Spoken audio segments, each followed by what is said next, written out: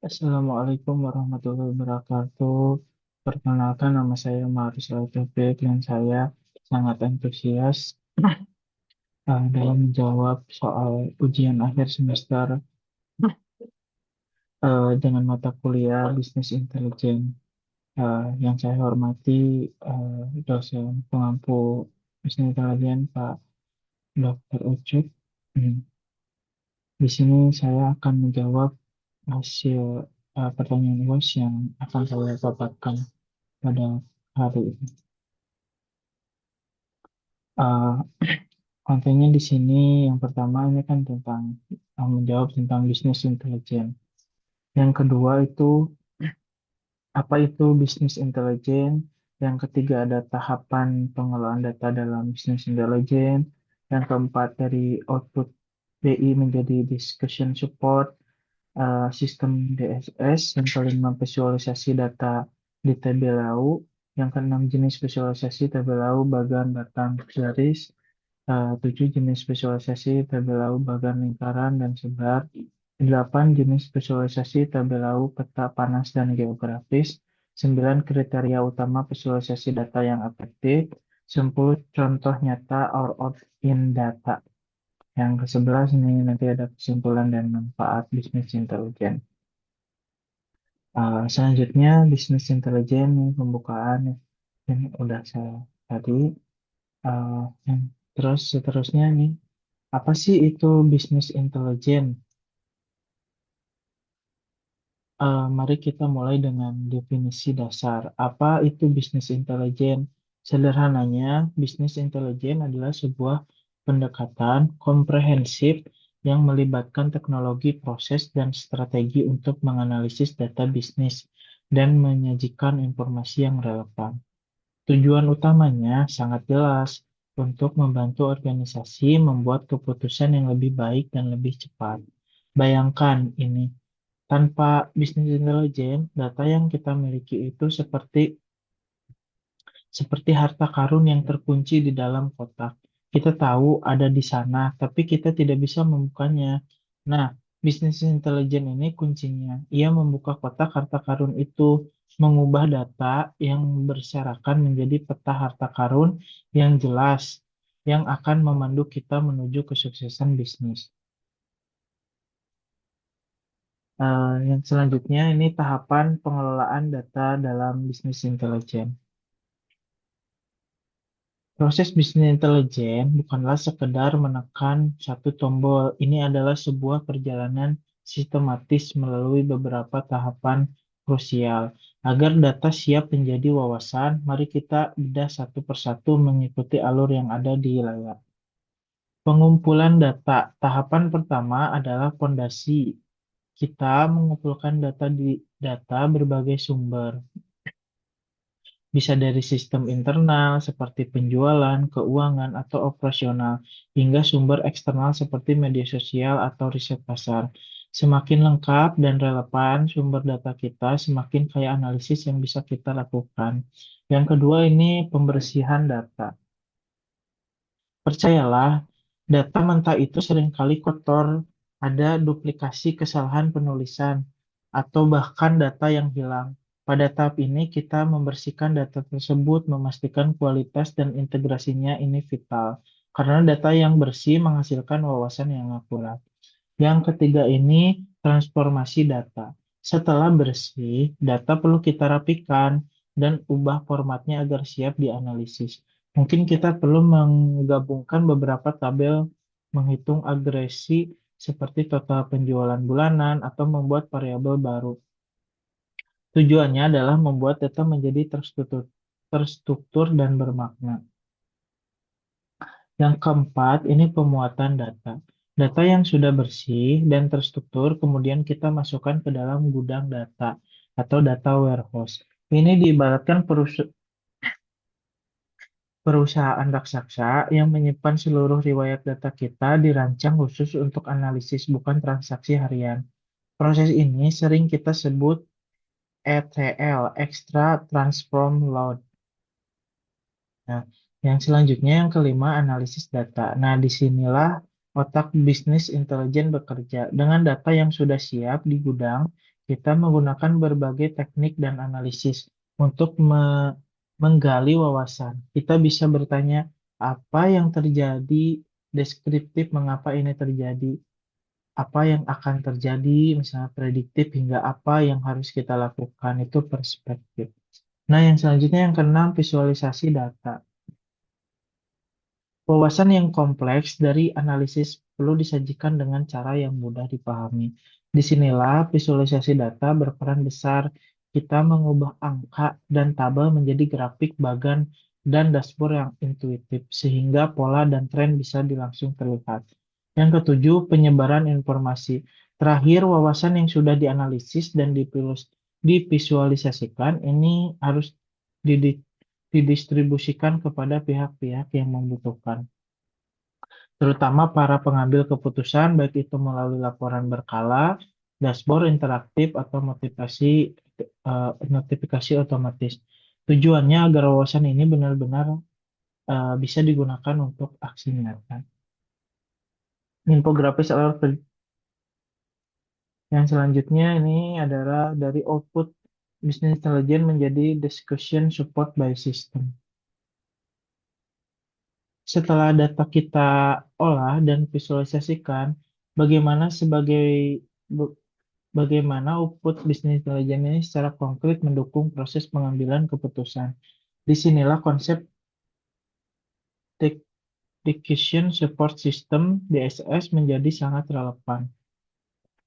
Output bisnis intelijen tidak hanya berhenti sebagai laporan berkala, tetapi berfungsi sebagai alat aktif yang membantu manajer dan eksekutif membuat pilihan yang lebih baik. Nah, di sini ada yang pertama tuh, output BI bukan sekedar laporan, tapi alat aktif untuk keputusan. Ini adalah wujud paling umum daripada sekedar laporan statis. Dashboard interaktif memungkinkan Anda menggali lebih dalam, memfilter data, dan melihat detail yang Anda butuhkan secara real time. Anda eh, Kita juga bisa menyesuaikan pandangan data sesuai kebutuhan keputusan kita saat itu. Yang kedua, peringatan dan notifikasi. Sistem bisnis intelijen eh, yang canggih dapat dikonfigurasi dengan secara otomatis memberikan peringatan dan atau notifikasi. Contohnya jika penjualan untuk produk tertentu tiba-tiba turun di bawah ambang batas yang kita tetapkan, sistem akan memberitahu Anda ini memungkinkan respon yang proaktif, bukan reaktif. Yang ketiga, ini analisis ad hoc dan penelusuran. Seringkali saat membuat keputusan muncul, pertanyaannya mendadak yang spesifik. DSS memungkinkan penggunaan untuk melakukan pertanyaan dan analisis dadakan sendiri.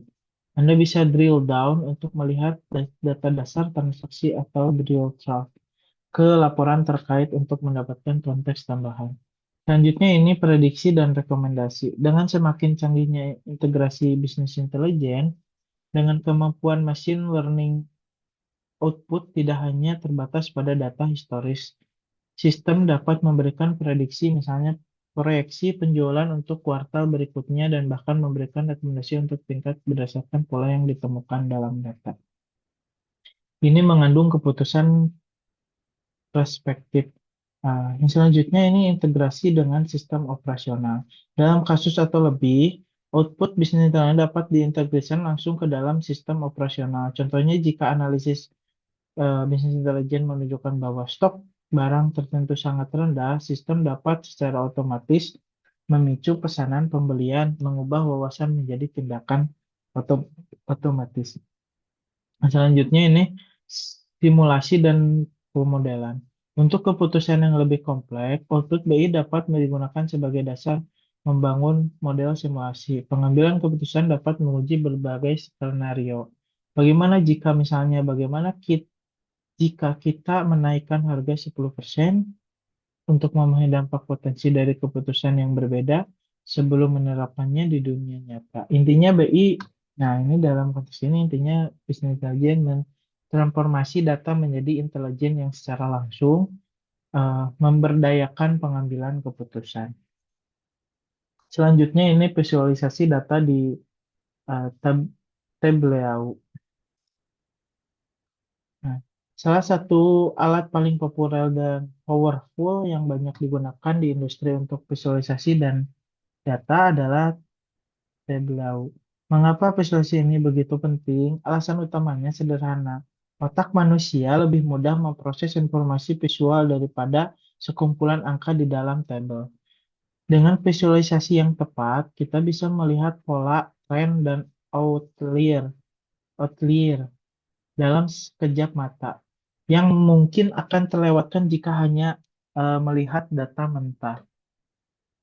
Dan beliau juga memungkinkan kita untuk tidak hanya menampilkan data, tetapi juga membangun narasi atau cerita dari data kita melalui berbagai jenis grafik yang intuitif dan interaktif.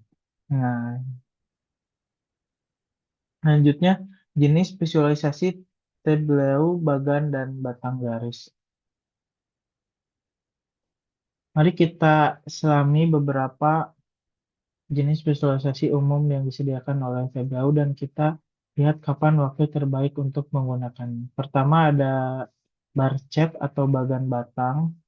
Hmm, Keunggulannya ini adalah raja atau membandingkan kategori data yang berbeda. Misalnya perbandingannya ini penjualan antar produk, kinerja tim atau pangsa pasar berbagai wilayah sangat mudah dibaca dan dipahami, bahkan untuk audiens non-teknis. Kelemahannya bisa jadi terlalu ramai dan sulit dibaca jika tidak mencoba membandingkan banyak kategori dan kurang efektif jika tujuan kita adalah melihat proporsi dari keseluruhan. Nah, ini yang kedua ini line chart atau bagan garis. Keunggulannya ini adalah pilihan yang utama untuk melihat tren dan perubahan data seiring waktu. Jika Anda, jika kita ya ingin tahu apakah penjualan kita naik atau turun dari bulan ke bulan, dari tahun ke tahun, inilah visualisasi terbaiknya. Juga efektif juga membandingkan beberapa seri data pada sumbu waktu yang sama. Kelemahannya ini kurang cocok untuk membandingkan nilai-nilai diskrit yang tidak memiliki hubungan waktu dan bisa menjadi membingungkan jika ada menampilkan terlalu banyak garis atau seri secara bersamaan. Next, selanjutnya jenis visualisasi Tableau, bagan, lingkaran, dan sebar. Nah, di sini berikut ada pie chart atau bagai lingkaran. Keunggulannya, bagan ini sangat baik untuk menunjukkan proporsi atau bagian dari keseluruhan. Misalnya untuk melihat kontribusi setiap lini produk terhadap total pendapatan. Kelemahannya, ini yang penting, pie chart menjadi tidak efektif jika ada terlalu banyak segmen. Katakanlah lebih dari 5 atau 7 atau lebih gitu. Sulit bagi mata manusia untuk membandingkan ukuran segmen yang berupa secara akurat. Dan tolong jangan gunakan pie chart untuk menunjukkan tren waktu. Nah, keunggulannya ini sangat powerful untuk melihat hubungan antar korelasi antara dua variabel numerik. Kita juga bisa dengan cepat melihat apakah ada pola outlier data yang menyimpang atau pengelompokan data, misalnya apakah ada korelasi antara jam belajar dan nilai ujian. Nah, mungkin di sini kalau kelemahannya ya kurang efektif untuk datasheet kecil dan jika ada terlalu banyak titik data yang tumpang tindih, pola bisa jadi sulit dibaca. Selanjutnya, jenis visualisasi Tableau peta panas dan geografis. Nah, keunggulannya ini selanjutnya heat map atau peta panas ya. Keunggulannya sangat efektif untuk menunjukkan intensitas atau kepadatan data menggunakan variasi warna. Misalnya dalam matriks penjualan produk per wilayah.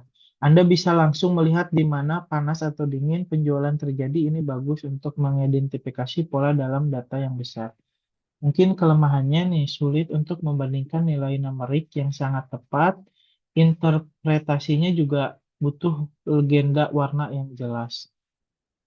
Selanjutnya nih dan yang terakhir ini daftar ini tuh geographical map atau peta geografis. Ini keunggulannya adalah pilihan mutlak jika kita memiliki komponen lokasi geografis, kita bisa memvisualisasikan penjualan per kota, kepadatan pelanggan per provinsi, atau sebaran toko di sebuah negara. Langsung di atas peta sangat visual dan intuitif untuk melihat pola spasial. Kelemahannya membutuhkan data lokasi yang akurat seperti lintang bujur atau lintang kode pos dan seperti grafik lain yang bisa menjadi padat jika ada terlalu banyak titik di area geografis yang kecil. Selanjutnya, kriteria utama visualisasi data yang efektif. Meskipun kita sudah melihat berbagai jenis visualisasi, penting untuk diingat tidak semua visualisasi itu baik. Ada beberapa kriteria kunci yang harus dipenuhi agar visualisasi kita efektif dan tidak menyesatkan. Yang pertama, akurasi. Akurasi. Yang pertama, yang pertama ini terpenting visualisasi yang harus jujur dan mempresentasikan data apa adanya tanpa distorsi. Yang kedua ini kejelasan. Informasi yang harus mudah dipahami, diinterpretasikan oleh audiens, bahkan mereka yang tidak familiar dengan data. Gunakan judul yang jelas, label sumber yang informatif, dan legenda yang mudah dimengerti. Hindari visualisasi yang terlalu rumit atau berantakan. Ini yang ketiga, efisiensi. Konsep ini disebut juga data in ratio oleh Edward Tufte. Artinya, visualisasi harus menyampaikan informasi sebanyak mungkin dengan tinta atau elemen visual sedikit mungkin. Selanjutnya, yang keempat, relevansi. Visualisasi harus juga relevan dengan pertanyaan atau tujuan yang ingin kita jawab. Tidak ada gunanya membuat grafik yang indah tapi tidak menjawab kebutuhan analisis.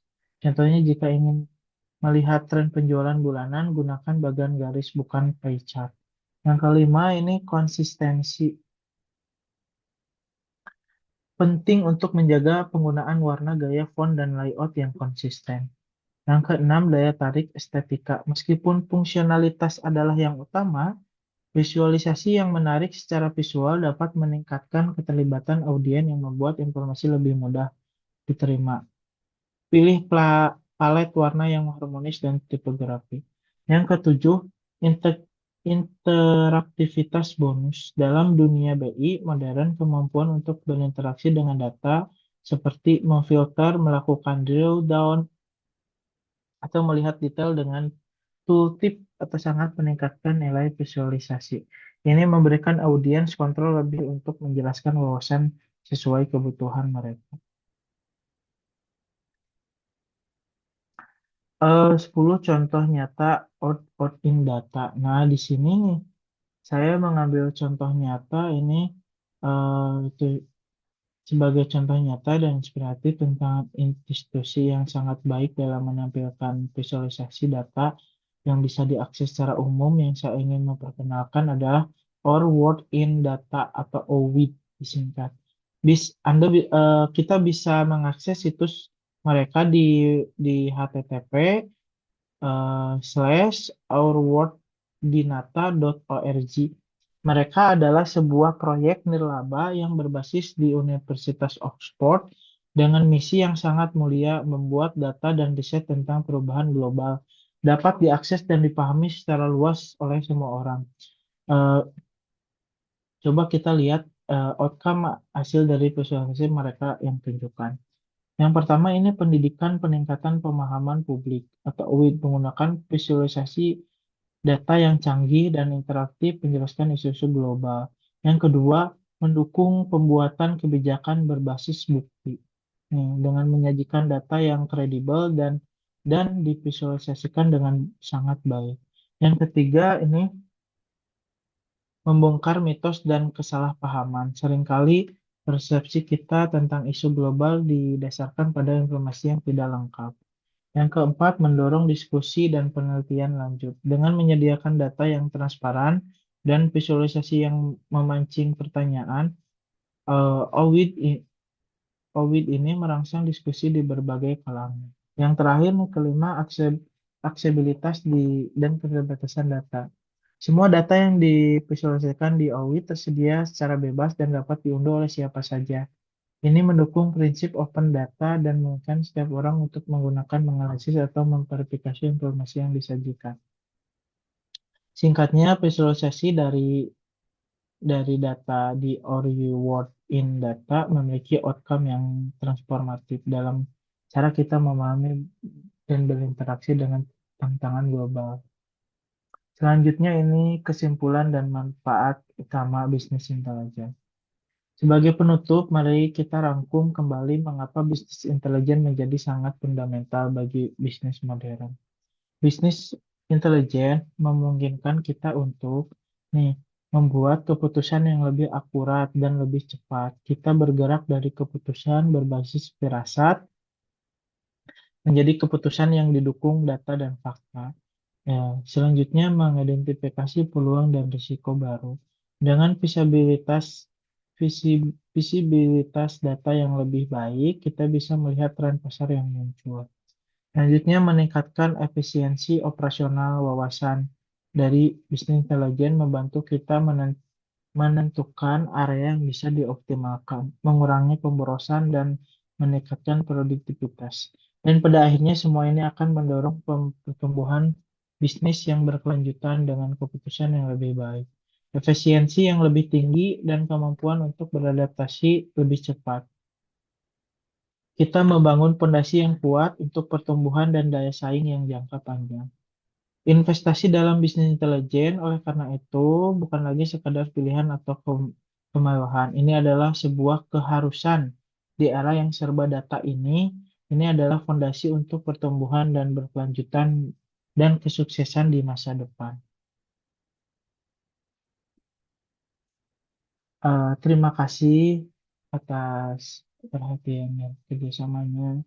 Mohon maaf bila ada kesalahan. Terima kasih eh, atas waktunya.